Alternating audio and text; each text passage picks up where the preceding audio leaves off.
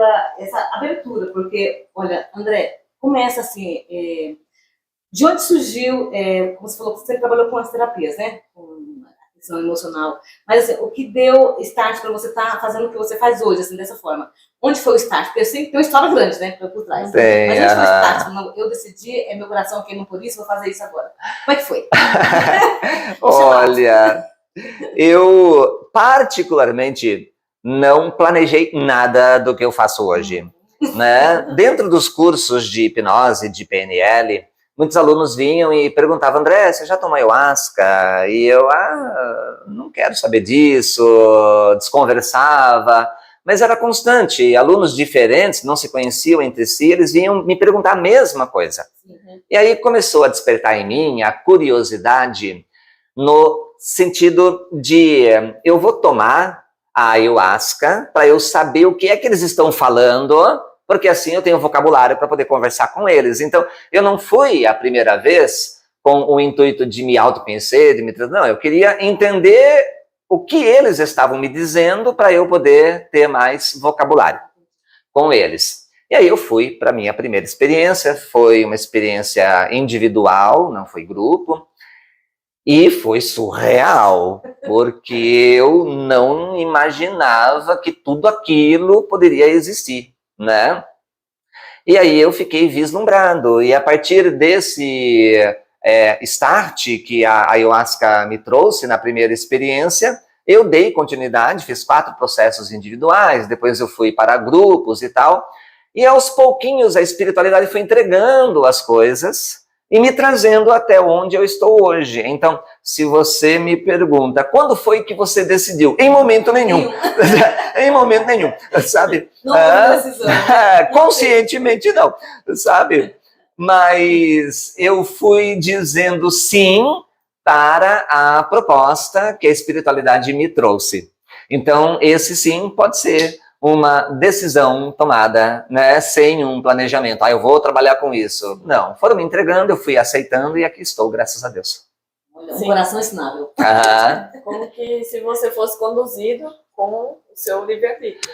Exatamente, foram me conduzindo. André, vai por aqui, por aqui, por aqui. Eu fui confiando, fui seguindo e chegando eu tô. Olha que maravilhoso. A importância, né, de a gente aprender a confiar na espiritualidade. Só que aí tem um quesito, porque quando a gente fala de espiritualidade, nós estamos falando num ângulo mais amplo. Sim. E a gente precisa entender que no quesito espiritualidade tem os bons e tem os maus. Sim.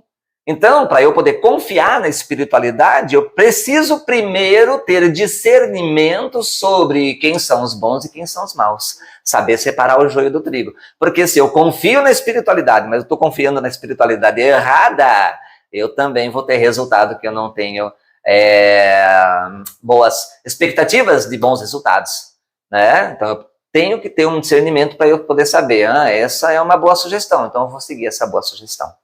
Tem que seguir o seu coração, né? Eu creio, né? E uma coisa que você falou que viajar nesse momento, eu viajei um pouco. Porque são tantas informações, né, e assim, importantes, né? Porque você vem de uma bagagem muito grande, como você falou, né? Psicoterapeuta, hipnólogo, né? Psicólogo, né? Eu fiz psicanálise. Psicanálise. Sim. Então, assim, você tem uma bagagem muito grande, né? E eu creio que isso também, em cada sessão, em cada tratamento, em cada cliente ali, você também vai se vendo, né? Porque nós também vamos nos vendo, e vai observando, e com esse observar a gente vai se autocurando, auto-melhorando também. Com certeza, assim? Porque a gente atrai aquelas pessoas que têm a mesma ferida que eu tenho. Isso. Né? Então, a gente vai se encontrando ali na pessoa. E é por isso que eu gosto muito do seguinte pensamento: a cura do meu irmão é a minha cura, e a minha cura também é a cura do meu irmão. Porque se a pessoa está vindo para poder receber um tratamento, seja com ayahuasca, seja com qualquer outro tipo de terapia, é porque a ferida que ela tem, alguma coisa em mim também ressoa, certamente. A gente às vezes não quer olhar no espelho, aí vem...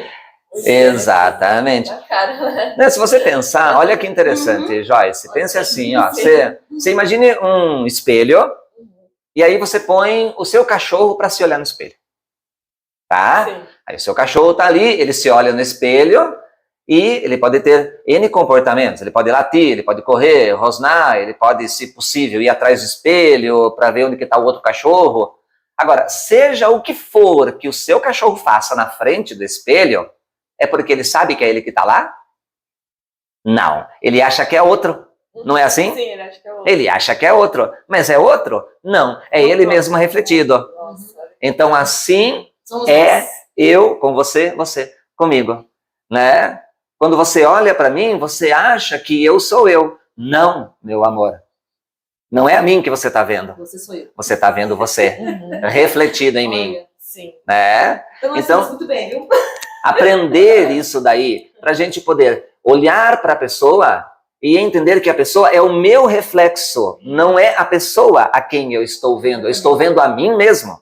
E é daí que entra aquela base muito comum dentro da psicanálise, até mesmo da psicologia, que fala assim, que quanto mais a um comportamento que eu observo no outro me incomoda, mais fala sobre eu mesmo. Só que, geralmente, se olha isso só por esse ângulo do negativo, né? Positivo também, Mas tem o positivo com também. certeza. Então, se eu olho para você e admiro você, Tá se é admirando. porque eu enxergo alguma coisa que eu tenho em mim também, Exatamente. né? Foi nossa conversa quando entrou o Edson, falou, você é muito bonito, eu falei, porque o amor está em você. Quem tem um amor dentro de si, é tudo belo, enxerga né? no outro, Enxerga no é. outro. Ela se acha Enxerga. bonita, ela se ama, né? Ela se ama. Por isso, é Exatamente. muito forte isso, né? Exato. A gente só olha, como você falou, eu vou pegar essa fala e vou repetir. Nós temos que parar de olhar só para o negativo, né? Olhar o positivo também. Eu enxergo no outro, a gente enxerga o belo, o bom, né? Não enxergo só as coisas Não, negativas, exatamente. E todo Isso. mundo é Gente, a gente bonito, vai né? ter uns cliques, né, quando é que Porque no final todo mundo é bonito, todo mundo é lindo, porque só Isso. existe um de você, né? Não tem como eu ficar Exatamente. tentando ser igual, comparar, Exato. seguir o coração, né? Tudo está em tudo, né? Então, tudo que a gente repercute no que o outro é também, né? Isso trouxe você muita reflexão, esses atendimentos, para você também ter essa base, esse norte também, de, até mesmo em relação à espiritualidade, qual é o lado que não está tão bom, qual o lado que está, né, que bom que eu vou, né? Isso Aham. também traz para você dá um norte para você Confiança, também, né? Dá um norte, não dá? Sim, Pra você, certamente. pra você. Quando você tem um coração, eu falo muito do coração ensinável, porque quando o coração está limpo, a gente sabe que no planeta Terra, terceira dimensão, plano pesado, trazemos muitas coisas ainda para ser limpadas, para ser melhoradas, né? E mais, quanto mais limpo está seu coração, mais você pode confiar na espiritualidade. Certamente. É isso? Né? Porque quando a gente pensa na palavra confio, né? E se eu separo, eu quebro no meio essa palavra, a gente tem confio. Então, confiar é estabelecer um elo. Eu estabeleço um elo. Então, se eu estou estabelecendo um elo com Deus, eu tenho um fio que está entre eu e o Criador. Se eu confio em você, um fio entre eu e você. Agora, o que é que corta o fio? Julgamento. Porque quando eu julgo, eu paro de confiar, né? E aí eu paro de receber e de transmitir a essa pessoa, ou a uma inteligência maior, ou ao próprio Criador, porque eu julgo e a tesoura do julgamento corta o fio. Né? Por isso que Jesus fala, não julga para não ser julgado. Por quê? Quem pela espada fere, pela espada será ferido. É simples assim. É uma lei de causa e efeito, é ação e reação. Né? São então, leis, né? São leis, e não tem como a gente mudar essas leis, porque elas são perfeitas, são leis criadas por Deus, não precisa de mutação essas leis, de ajuste, deixa eu arrumar aqui porque não ficou tão boa, né? Sim. Então a gente vai aprendendo a se adaptar a essas leis. E como a gente aprende com a própria espiritualidade, as leis de Deus, elas estão escritas na nossa consciência. Então a gente precisa entender e frisar isso. As leis estão na nossa consciência e não na nossa inconsciência. E é por isso que quando a gente pisa na bola, a gente sabe que pisou. Porque está na consciência e não na inconsciência. Eu sei que eu pisei na bola. Né? E não precisa nem muitas vezes ninguém ficar apontando o dedo, porque você já sabe, né? Eu sei que eu pisei na bola. Você acredita que quando as pessoas assim, pisam na bola e quando elas não se reconhecem, Tem o auto-julgamento, né? Como você falou, né? O auto-julgamento está se autoflagelando, se auto-julgando, se flagelando. Mas quando elas partem para uma terapia, aí onde elas, apesar de pisar na bola, elas aceitar. Como que é para você assim, orientar uma pessoa dessa assim? Pisei na bola. Muita gente está ouvindo a gente falar, né? Sobre isso, de repente, o que eu vou fazer com isso, né? Com essa informação? O que você orientaria essa pessoa? Está lá se auto-julgando, pisei na bola. O que cura, o que quer que seja, é a consciência. Então, uma coisa é eu saber. Eu sei.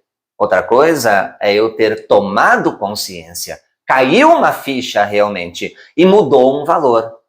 Então, quando eu estou em busca de uma transformação, eu quero me libertar de alguma coisa, mesmo que eu não faça ideia do que, a nível racional, por assim dizer. Eu só sinto que alguma coisa não está legal comigo. Eu tenho uma consciência emocional de que alguma coisa não está legal comigo.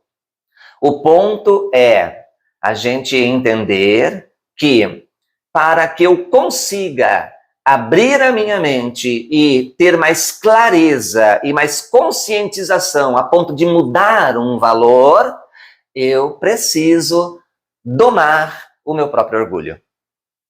Porque o problema do orgulho é que o orgulho, ele cega o próprio orgulho.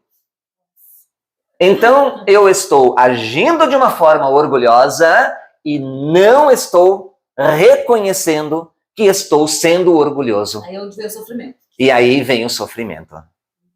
Né? Então, esse é o primeiro ponto. Porque, assim, às vezes a gente cai na fragilidade de acreditar que determinadas coisas não são para todas, porque para algumas realmente já aconteceu, mas para algumas coisas a gente cai na fantasia de que aquilo já está totalmente solucionado na minha vida. Está resolvido. Está resolvido. E não está. E não está. Então, eu gosto muito da seguinte frase, do seguinte pensamento. Quem acha que já chegou, para de avançar. Para de avançar, para de crescer. Para de crescer. Sim. Tá? Para de crescer. Todo tempo estamos a caminho, né? Então, Todo tempo estamos a caminho. Primeiro ponto, tomada de consciência, que você falou.